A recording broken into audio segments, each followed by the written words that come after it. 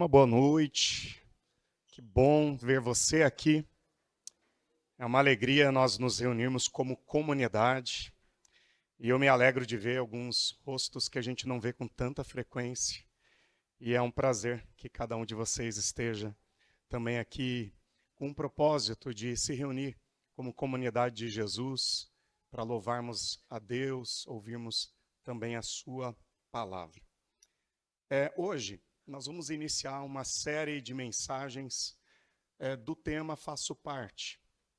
O Faço Parte, ele é uma forma que a missão Evangélica União Cristã se organizou a partir da última assembleia para que nós entendamos quem somos, o que fazemos, como fazemos, e que possamos ter um tempo de refletir a nossa missão, a nossa identidade, refletir a nossa vocação como comunidade de Jesus Cristo. Isso também vem de encontro com uma ideia onde nós vemos como uma necessidade já há um bom tempo de termos uma porta de entrada na nossa comunidade para aquelas pessoas que iniciam a caminhada conosco. Você que está aqui já há um bom tempo, participa desta comunidade já há longos anos, talvez você já entende como que o que é a missão, como ela funciona, o que ela faz e por que ela faz o que faz. Mas talvez há pessoas novas que estão caminhando conosco por pouco tempo, gente que está desde o início do ano, começo do ano passado, e que ainda nós não tivemos a oportunidade de sentar e conversar e explicar como que é o nosso trabalho, o que nos identifica como comunidade, qual é o nosso propósito e o que nós, de fato, fazemos aqui em Balneário Camboriú. Então, nós queremos, com isso, dar a oportunidade que em cada local onde existe a missão evangélica, União Cristã, as pessoas, ao entrarem, ao participarem deste trabalho, que é quase centenário, em 2027, vai completar 100 anos no Brasil, e em cada local tem a sua própria história, o seu jeito também específico de trabalhar, mas sem dúvida alguma, elementos que nos unem na nossa identidade, no nosso jeito de ser, o nosso DNA. E isso fica claro a partir daquilo que nós oferecemos nas nossas programações. Aliás, é importante dizer que a Meu que não oferece programações. Nós temos um processo de discipulado que desejamos que seja o mais claro possível para que as pessoas entendam que os nossos eventos e programações não devem ter um fim em si mesmo. Então é como se a Meu que ela se organizasse, de certa maneira, de forma bem prática e clara, para que nós possamos oferecer às pessoas, especialmente aquelas que começam a caminhar conosco, um curso de integração de novos participantes. Evidentemente, você que está já participando um bom tempo, pode até pensar, poxa, mas eu já estou um bom tempo, eu entendo um pouco ou muito já o que é a missão. Você vai certamente receber uma reciclagem a partir disto. Mas olha, não é informação demais você saber o que é a missão de Deus a partir da missão evangélica União Cristã. Quem somos, o que fazemos, como fazemos, é um assunto que vale a pena a gente sempre de novo revisitar a nossa história e entender um pouquinho o que isso significa. Hoje nós vamos começar com esse tema, quem somos, e vamos seguir então com os próximos 3 cultos. O que fazemos, como fazemos, e um último culto bem celebrativo. Inclusive, queremos iniciar um pouquinho antes com um café, com um momento para tirar dúvidas e conversar um pouco. Vai ser bem importante, bem especial. E nós estamos começando, olha que interessante, o tema do Faço Parte, num dia muito especial. Renato já nos lembrou que hoje é dia do amigo. Amigo e ser amigo de alguém dá um sentimento de pertença, porque sozinhos nós não nos definimos, a solidão não define ninguém, nós precisamos de um espelho social, nós precisamos de uma caminhada relacional, nós precisamos de alguém, do outro, do próximo. Já lembramos dias atrás, numa mensagem, que existe mais de 50 citações na Bíblia, no Novo Testamento, sobre uns aos outros. Então, isso define muito do que Deus deseja para cada um de nós, uma caminhada de comunidade, de comunhão. Isso significa lá na sua casa, na sua família, mas também no dia a dia. Isso nos define também. Nós precisamos do outro. Então, poder começar a ideia do faço parte aqui com a comunidade de Balneário, levando em consideração hoje o Dia do Amigo, eu acho que é bem simbólico, bem especial. O que é especial também é que hoje nós celebramos 61 anos de emancipação aqui em Balneário e nós também nos alegramos com isso também. A cidade tem a sua própria história e a comunidade tem a sua história aqui nessa cidade. Isso também é um marco bem importante. E agora eu preciso pedir licença porque hoje é um dia especial para mim pessoalmente também, porque faz 23 anos que eu namoro essa loira que está aqui e a gente se alegra também por isso. Muito obrigado. Então, nós estamos cheios de datas especiais, mas o que importa nesse momento é falarmos de quem somos. Eu quero ler com você um texto bíblico que nos ajuda a encontrar um sentido para respondermos esta pergunta que está em 1 Pedro, capítulo 2, lá no finalzinho da Bíblia, a carta de 1 Pedro, capítulo 2.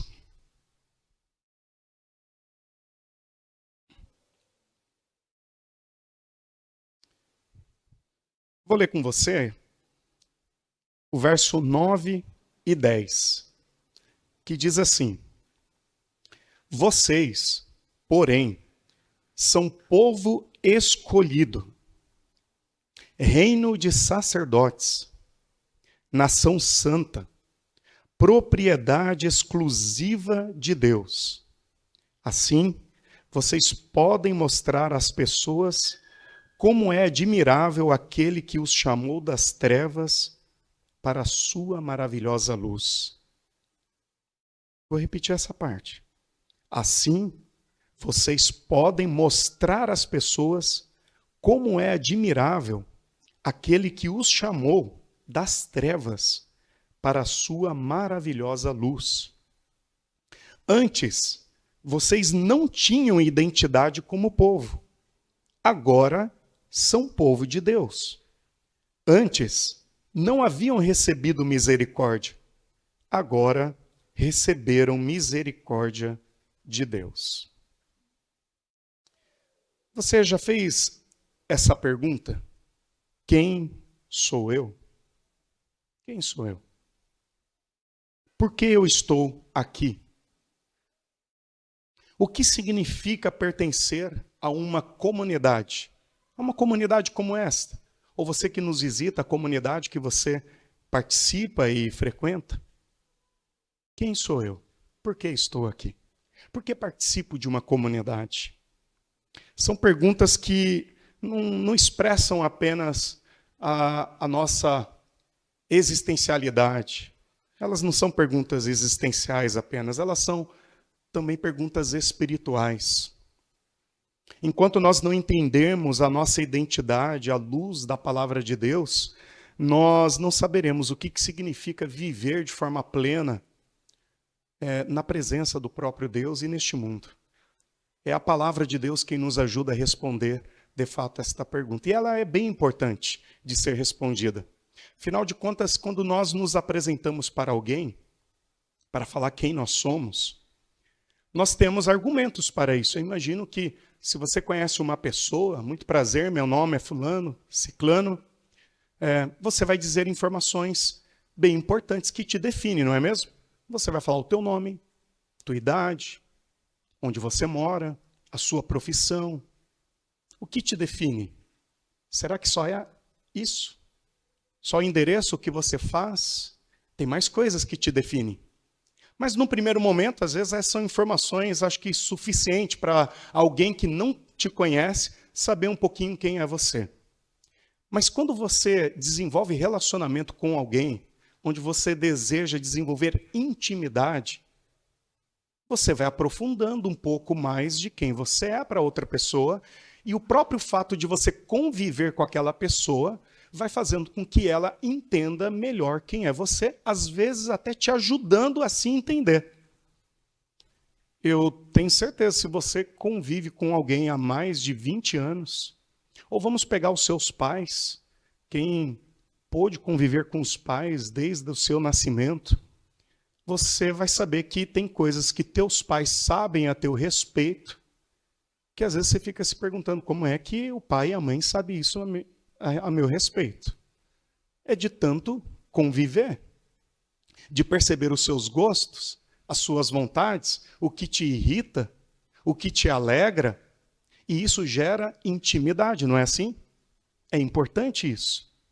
Na medida que você desenvolve intimidade com alguém, seja o seu cônjuge, o seu filho, o seu pai, sua mãe, aquela pessoa vai se tornando alguém mais importante ainda para você. Porque, afinal de contas, isso alimenta vínculos de confiança. Você começa a confiar o teu coração, que é um lugar sagrado, a alguém que você julga ser agora importante. Mas por que essa pessoa ela passa a ser importante para você?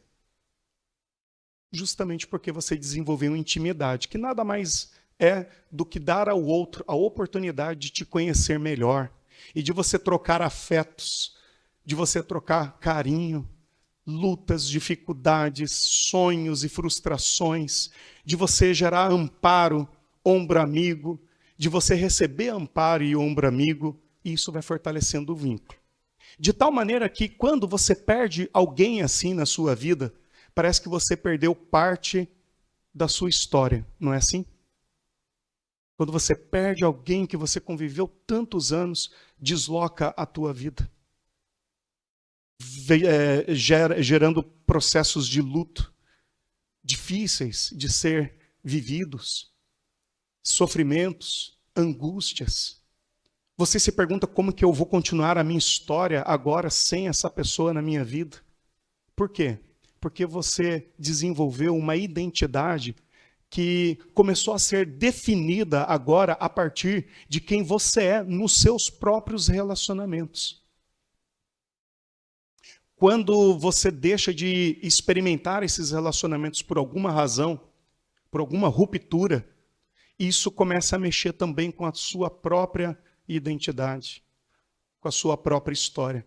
É assim que nós vamos nos definindo e descobrindo quem nós somos.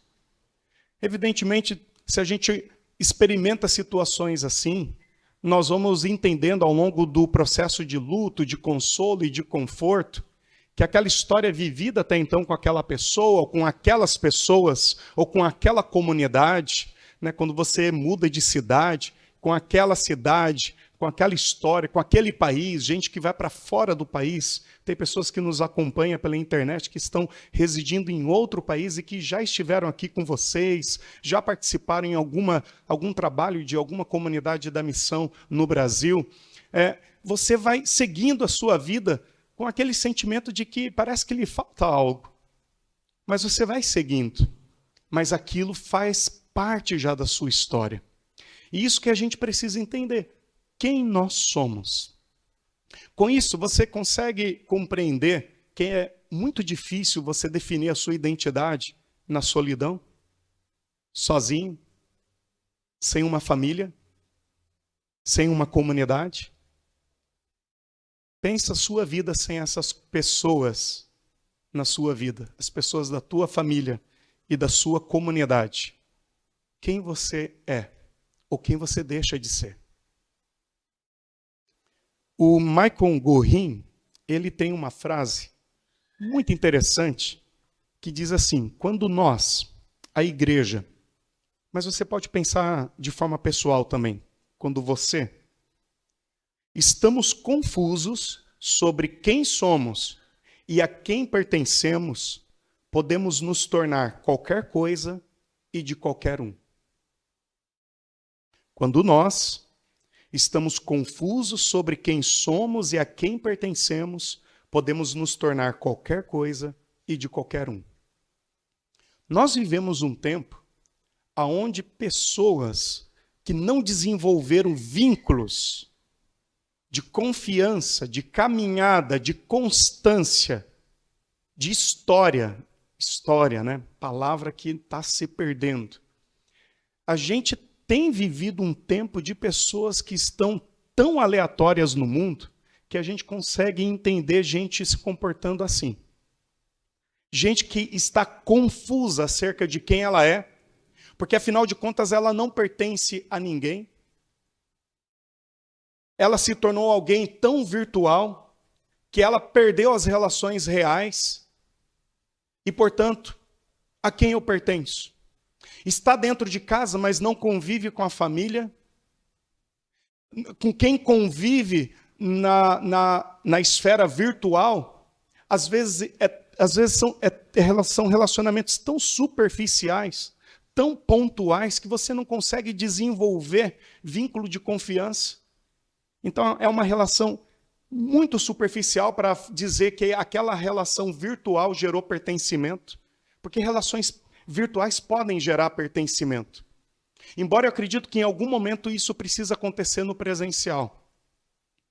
Quando a gente diz que a internet, né, ela aproximou quem estava distante e afastou quem estava perto, é uma grande verdade, mas quando nós falamos de aproximar quem estava distante, nós estamos dizendo com isso que aquela pessoa que estava distante, eu já tenho vínculo com ela, eu já pertenço à sua história, ela pertence à minha, e por isso me aproxima, e de fato isso é muito bom. Muito bom. Mas quando nós falamos de relações virtuais nessa esfera superficial, não gera pertencimento e deixa a pessoa confusa. E nesse jeito de se comportar nos dias atuais, onde pessoas estão perdendo esses vínculos, esse sentimento de pertença, as pessoas correm o risco de se tornar, então, qualquer coisa e pertencer a qualquer um. E isso a gente consegue perceber mesmo nos nossos dias. Gente que pertence a qualquer um e se tornou qualquer coisa. Quem eu sou? Não sei. Pessoas que não conseguem definir sequer o seu próprio sexo. Pessoas que não conseguem definir sequer os seus próprios gostos, a sua própria história. Pessoas que começam a carregar marcas tão profundas de identidade a respeito de quem elas são, porque justamente lhe falta vínculos de constância, vínculos de pertença, vínculos afetivos que corresponda com respeito à sua própria dignidade, à sua própria história, mesmo considerando, gente, que nós somos pessoas falhas, pecadoras, que isso, de certa maneira, também afeta a nossa própria identidade. Mas os vínculos comunitários, de família e de comunidade, são os vínculos onde Deus também exerce sobre nós misericórdia, compaixão, aonde nós conseguimos, inclusive, lidar melhor com as nossas fragilidades, com as nossas fraquezas, com as nossas idiosincrasias, com o nosso jeito tão perdido de se entender. Mas quando nós estamos em comunhão, isso vai regulando a nossa identidade. Agora, quando nós não desenvolvemos esses vínculos, nós ficamos confusos, naturalmente, consequentemente. Porque quem responde, quem sou eu? Quem me dá um feedback claro a respeito de quem eu sou, se eu não desenvolvo vínculos consistentes? E eu vou esperar o quê? A inteligência artificial responder quem eu sou? Vamos esperar gente que não nos conhece definir quem nós somos? Você já viu pessoas que estão vulneráveis a julgamento de pessoas que não conhecem? Que terrível que é. Gente que entra em depressão com o juízo de pessoas que não lhe conhecem. Só porque teceu alguns comentários lá no Instagram, no Facebook, nas redes sociais, a seu respeito, e a pessoa se deixa afetar. Quando eu digo se deixa afetar, porque ela ficou vulnerável, a sua própria história ficou vulnerável a comentário de qualquer um. E aí qualquer um que comente quem ela é, o que ela faz, o que ela deixa de fazer, ela toma para si como uma verdade de quem ela realmente é. E aí, ela se torna qualquer coisa, e ela pertence a quem? a qualquer um, tanto faz. E por que isso acontece? Porque de alguma maneira nós vamos precisar nos afirmar em alguém e em algum lugar. Porque todos nós temos uma necessidade de sermos amados e amadas. E nós vamos lutar por isso. Vamos procurar isso. E se você está confuso e perdido sobre a sua identidade, qualquer comentário que massageia de alguma maneira um ego, uma vaidade sua, momentânea e passageira, por conta de algum momento até frágil teu, você dá àquela pessoa a autoridade sobre si e você passa a pertencer a ela. Mas quem é ela? Quem é essa pessoa? Bom, deixa eu abrir um parêntese bem importante. Quando nós estamos pensando na nossa identidade, vocês com isso já estão vendo que o tema do faço parte e refletir sobre ele não diz respeito apenas a uma questão institucional, vai para além da missão evangélica União Cristã, porque é assim mesmo. A nossa história como comunidade de fé, ela tem raízes bem profundas. A meu que ela já caminha, eu já disse, há quase 100 anos aqui no Brasil. Ela tem uma tradição e um vínculo na Reforma Protestante, na Igreja Evangélica de Confissão Luterana, a partir do próprio movimento pietista, que se destacou especialmente pela centralidade da palavra, da vida comunitária, da vivência pessoal e da fé prática. Mas, ainda assim, a nossa história é muito maior do que a instituição e o próprio movimento. Quando nós falamos da nossa história, nós precisamos entender quem somos de fato e precisamos ir lá para trás. E quem teve a oportunidade de ler o livro Diga ao Povo que Ande, que foi um livro comemorativo dos 80 anos da história da Melk no Brasil, vocês vão ler algo ali muito especial que o Lodemar, ao organizar este livro, ele destacou algo que faz todo sentido a respeito da nossa identidade. Ele não escreve a história da Melk a partir de 1927, e nem 1926, quando a dona Johanna Michel escreveu uma carta para a Alemanha pedindo que a Alemanha pudesse enviar um missionário para auxiliar também as pessoas na sua fé e na sua compreensão da própria palavra de Deus. O Lodemar ele organiza o livro, sinalizando a nossa história, começando lá no Éden, na criação. E ele vai discorrendo até chegar na história que a missão evangélica começou, então, em 1927. E por que isso é importante? Porque nós precisamos entender que a nossa história não começa há 100 anos atrás. A sua própria história, ela não começa no dia do teu nascimento. A nossa história, ela é uma parte dentro de um grande plano de Deus. E para nós entendermos quem nós somos, é importante que nós entendamos o grande projeto de Deus, a grande história de Deus. Porque senão a nossa visão fica muito limitada, gente, a respeito de quem nós somos. E uma visão limitada, reduzida acerca da nossa identidade, leva a gente a cometer alguns equívocos na nossa própria história. Por exemplo, alguém que não respeita a sua história para antes do seu nascimento, significa que é alguém que não respeita a história do seu próprio pai, da sua própria mãe. Certamente os nossos pais, eles erraram na educação para conosco, tiveram erros e acertos, mas esses erros e acertos são frutos de uma história que começou muito antes de nós nascermos. O que você recebeu de amor, de carinho, de atenção, a forma como você recebeu isso dos seus pais, você o recebeu porque os teus pais recebeu de alguém, que por sua vez recebeu de outro, de outro, de outro, e isso vai formando a nossa identidade. Olha que coisa interessante. E quando nós simplesmente deixamos de olhar para um retrovisor, para além da nossa própria história, nós simplesmente nos perdemos nesse processo de entender a nossa própria história. Então é necessário a gente olhar nesse retrovisor, viajar lá no tempo e entender, afinal de contas, quando isso tudo começou.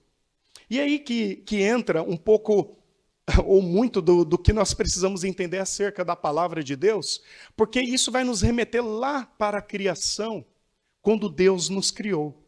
Em amor, Ele nos fez a sua imagem e semelhança. Deus nos fez em amor a sua imagem e semelhança. Ponto. Começa assim a nossa história. Deus formando um homem, uma mulher, para que ambos convivessem, se relacionassem, na presença do eterno Deus, aonde há toda a perfeita vontade estabelecida, num espaço de amor. Portanto, Deus não nos criou feito marionetes. Em amor, Ele nos cria e nos dá aquilo que a gente chama até de servo-arbítrio. E nós passamos a viver debaixo desta graça divina. No entanto, o ser humano, ele podia escolher não corresponder a este amor. O ser humano teve a opção, desde lá, de dizer, eu não quero viver como Deus quer que eu viva. E por que Deus não nos obriga? Porque senão não seria amor. E não seríamos seres humanos, a imagem e semelhança do Criador. E o ser humano toma uma decisão, olha que interessante. Como é viver longe de Deus? Será que não é possível? Será que não é interessante? Será que Deus me ama tanto assim mesmo? Porque afinal de contas, olha, existem escolhas que eu posso tomar que vai contrária à vontade de Deus, mas o que tem nesta escolha? Será que não tem algo melhor para a minha vida? E o ser humano erra o alvo. É o que nós chamamos de pecado, se distancia da presença de Deus. E a Bíblia vai dizer lá em Romanos 3, 23, olha só, Romanos 3, 23.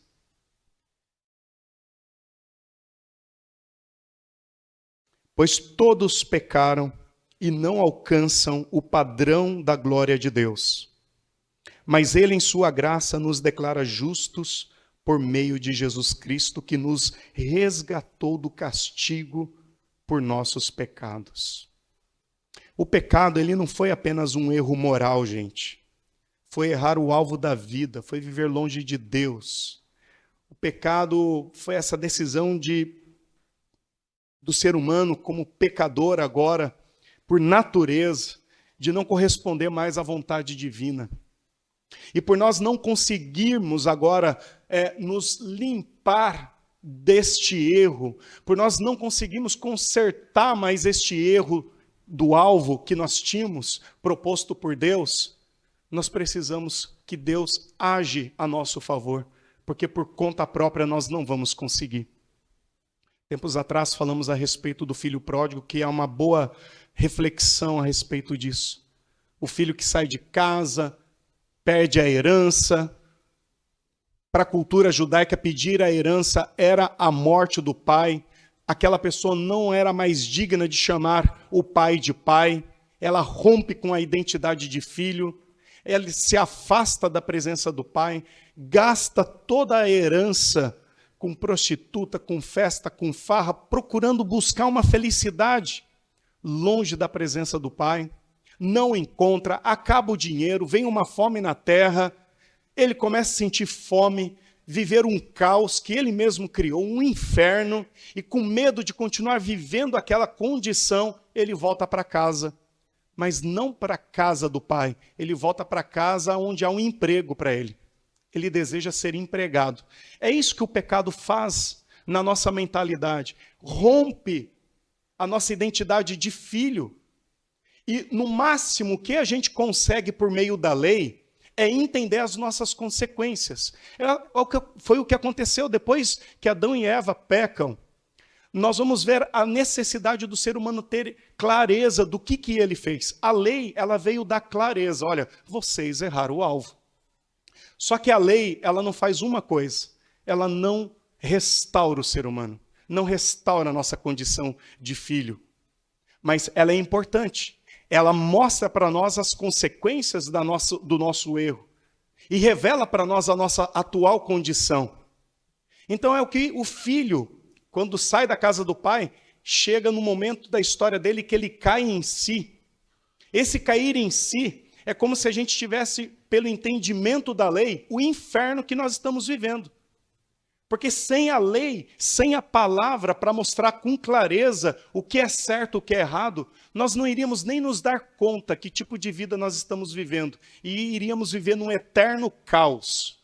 E achando que aquilo é um normal, ou um novo normal das nossas vidas.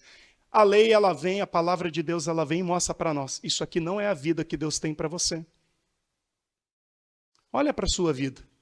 Você acha que aquela vida em pecado, os teus erros, os teus vacilos, os teus tropeços, que te levaram a viver uma vida longe de Deus, por mais que você buscou uma felicidade longe da presença de Deus, aquilo realmente vale a pena? O Renato falou que dentro de nós temos uma saudade do céu. Isso é produzido pelo próprio Deus em nós. É Deus quem colocou dentro de nós esse sentimento de querer estar na presença dele, vivendo um céu. É por isso que existe angústia no nosso coração. A angústia é um sentimento dentro do ser humano que clama pelo céu, pela casa do Pai. E quando nós não estamos na casa do Pai, não estamos na presença de Deus, então isso vira desespero. E a lei revela isso para nós. O filho, quando cai em si, ele volta para a casa do pai como empregado. Olha que interessante. Ele chega lá e ele quer ser recebido como tal. E o que o pai faz? Recebe ele como filho. O que acontece quando o pai recebe o filho que estava perdido como filho e não como empregado? Ele dá àquele filho um coração novo, um coração regenerado. Ele restaura a identidade no filho. Quando nós vamos para a presença de Deus, com medo do caos que nós vivíamos, com medo do inferno e de querer fugir disso tudo, ou pelo desespero de tentar viver alguma coisa neste mundo que não trouxe nenhum sentimento de propósito e nenhum sentido para a nossa vida, e então, de repente, quando a gente menos se dá conta, nós estamos, às vezes, numa igreja, num estudo bíblico, na roda de conversa de alguém que quer abrir as Escrituras para esclarecer para nós algo importante, e de repente a gente ouve uma palavra que devolve o sentido para a nossa vida, que revela para nós que aquilo que nós estávamos vivendo não foi o plano de Deus, nunca foi o plano de Deus para você. E de repente é lhe apresentado o projeto do Senhor para a sua vida, de ser filho e filha de Deus. Nesse momento, o Espírito de Deus transforma o nosso coração, nos regenera, nos convence do pecado. E nós passamos a entender que aquela vida onde eu estava fora do padrão da glória de Deus, morto em meu pecado, agora, pela graça de Deus, em Jesus Cristo, eu entendo que eu fui um resgatado do castigo, da condenação eterna. E em Jesus Cristo, eu recebo a graça da vida, da nova vida. Mas acontece algo muito maior do que isso. Em Jesus Cristo, nós voltamos a olhar para Deus e a chamá-lo de Pai. De Pai. É isso, gente, que a cruz oportunizou para nós. A oportunidade de chamar Deus de Pai. E quando isso acontece, nós entendemos aquilo que em Romanos 6:23 vai dizer, uma outra palavra bem importante para nós, que o salário do pecado é a morte. Isso nós já sabemos.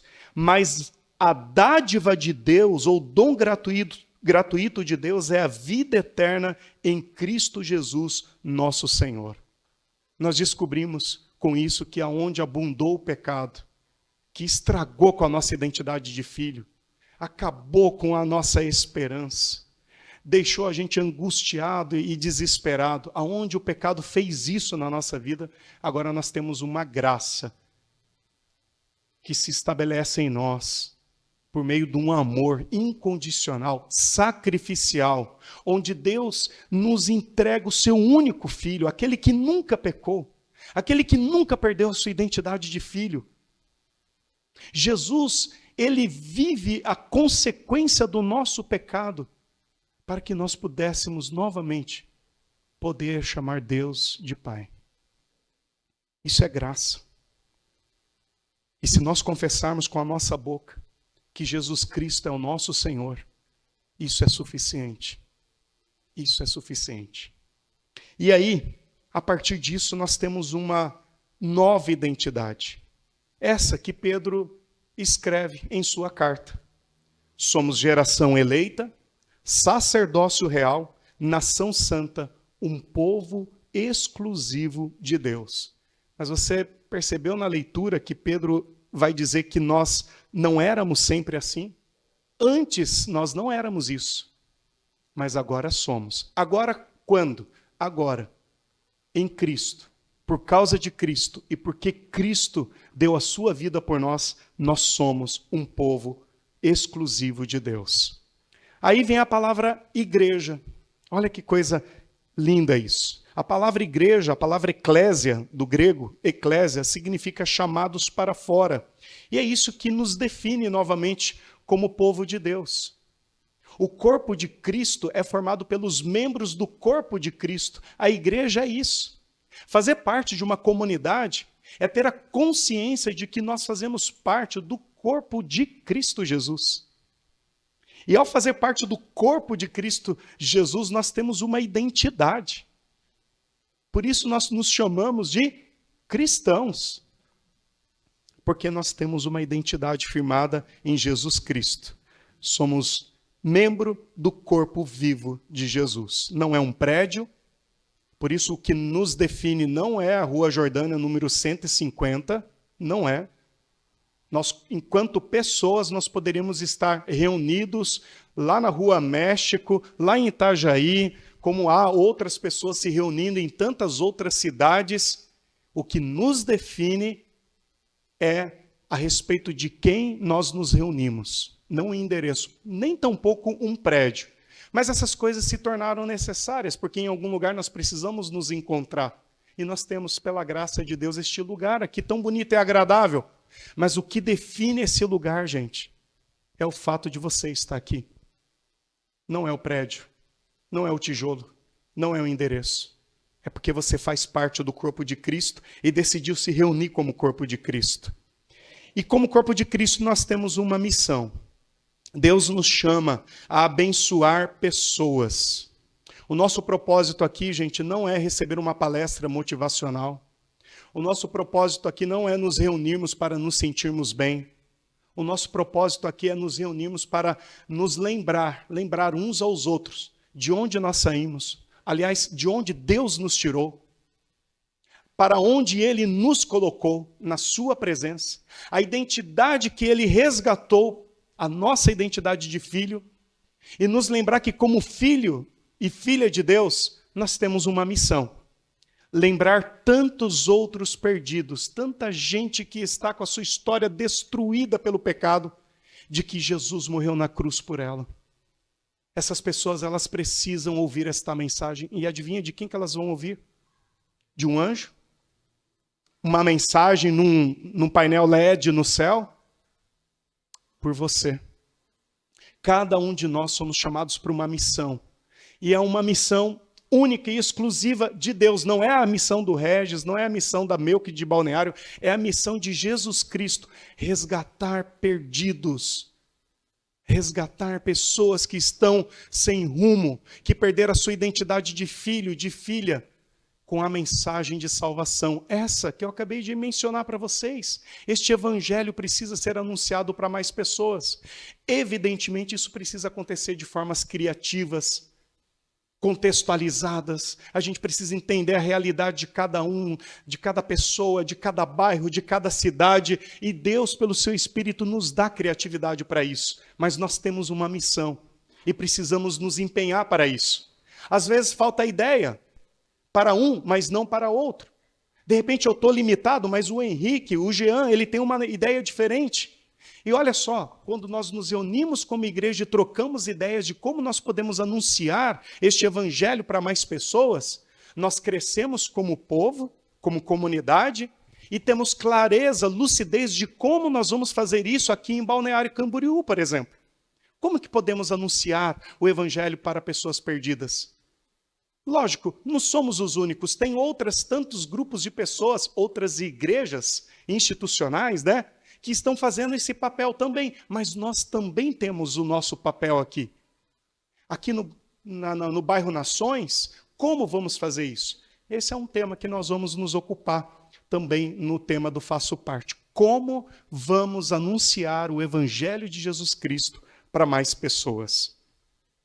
Eu encerro convidando você a viver 3 práticas bem especiais que definem a gente como igreja, como cristão, como filho e filha de Deus. A oração. Que a oração não cesse na sua vida. Se Deus é teu Pai, continua falando com Ele. Às vezes a gente fica negligente nesta tarefa de falar com Deus, não é mesmo? Assim, às vezes acontece em casa também. Às vezes um filho esquece de falar com o pai, com a mãe. Quando vê, passou 1, 2, 3 dias e não houve mais aquele contato. Fica um clima estranho, né? Faz tempo que o filho não liga, não conversa. Às vezes faz tempo que a gente não fala com Deus.